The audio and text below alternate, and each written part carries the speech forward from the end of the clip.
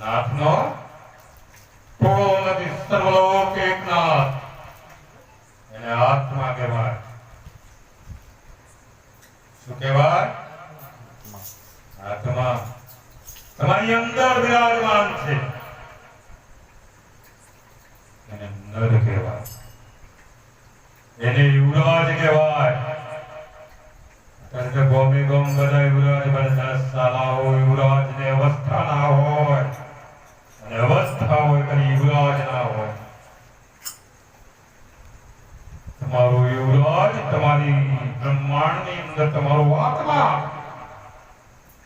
કુતામાં પણ એટલો, આસમાનમાં પણ એટલો, સર્વમાં સરખો, કોઈનાથી નહીં અરખો. સર્વજ્ઞાની, કોઈ અજ્ઞાની નહીં. કોઈ જ્ઞાનનો ઉપયોગ કરે, કોઈ જ્ઞાનનો ઉપભોગ કરે. ઉપભોગ કરે એ સંસારી જીવો કહેવાય, અને ઉપયોગ કરે એ સાધુ જીવ કહેવાય. નાટક કરવા માટેનું આ નથી. સમજ્યા? બોલ્યા. ગિરનારમાં મળ્યા હતા ગમઝા. કેવા મળ્યા હતા? શું કીધું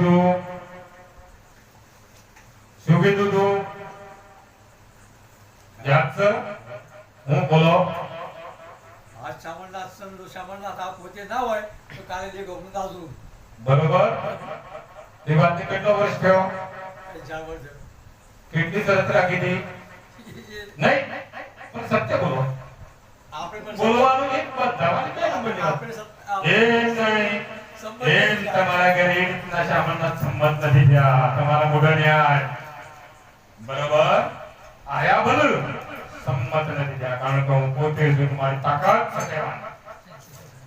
અને તમારા બીજો કોઈ મંડળમાં હોય તો આવો મારો. આખા મંડળની વાત કરું છું. પૂરા બ્રહ્માંડની વાત કરું છું. જેમ તમે બંધનમાં તેમ શામળનાથની ફરવાયા, પણ કોઈ જરૂરી નથી એ જગ્યાની. સમજ્યા? એ યાદ રાખજો. જવાબ તમારી પાસે.